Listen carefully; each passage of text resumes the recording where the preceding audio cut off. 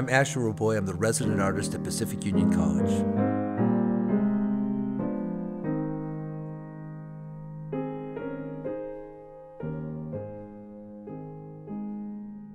My mom got the phone call my grandmother passed away, and I was practicing a Chopin ballade. And Chopin is a really interesting pianist. He's the poet of the piano, and people think of him as beauty.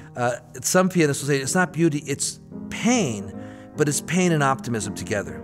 You know, he feels the pain in life, but he sees the reward of life. And so the beauty comes from the fact he's transcending this pain. And so I'm playing this ballade, which really has this sense of world pain and loss, but then this optimism and this glorious beauty. And when I got the news she passed away, I was an adolescent. And you know, adolescents don't process emotions at all. I mean, you have no ability to. You don't know how. And so I'm really kind of wrecked and with clueless. I mean, frankly, clueless. But I'm playing this ballade. I must have played that thing 4 hours a day for a couple of weeks. I just played it over and over. You know, these are languages. I could hear him talking to me. And I can hear him saying, I'm not going to sugarcoat it. Yeah, that hurts, but look at the beauty. Yes, it hurts, but hear where it's going. You see the hope of the world. And eventually I was able to transform this experience into one of hope and love and something that moved me into a place of joy, when I think for many people it could have just trapped you in that sense of depression that so many adolescents feel. So I'm not going to say that music is a unique art. I think all the arts can do this, but they speak to different parts of us than just dialogue does. And so a picture can do this, a moving picture can do this, music can do it.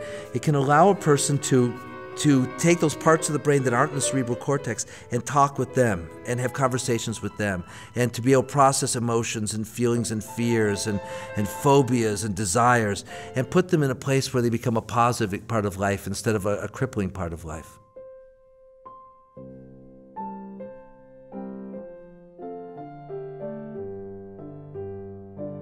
You know, I've had a really fortunate career. Before coming here, I was music director of the Napa Valley Symphony for 20 years. But my career goes back to my childhood, if you could imagine this. I got my first scores in the 3rd grade, and I got obsessed with reading music and conducting music. So by 6th grade, my teacher had me conducting the band. No, actually, I never planned to be a music teacher at all.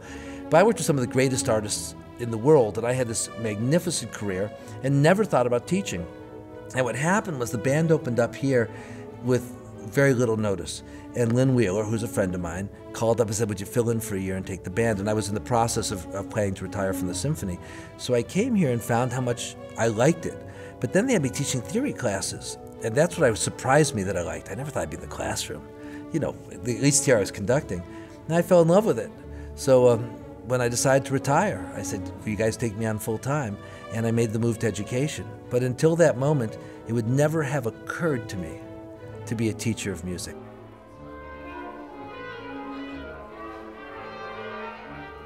I have the greatest students. I can sit in a classroom and deal with difficult material and see some eyes light up, and see other people helping the people where the eyes didn't light up, and see smiles on faces. There's an energy. So what you want to do is you want to inspire people to keep looking. You want to inspire people to love it enough to keep searching, in whichever way that means, and to search in not just down one line, but open doors everywhere.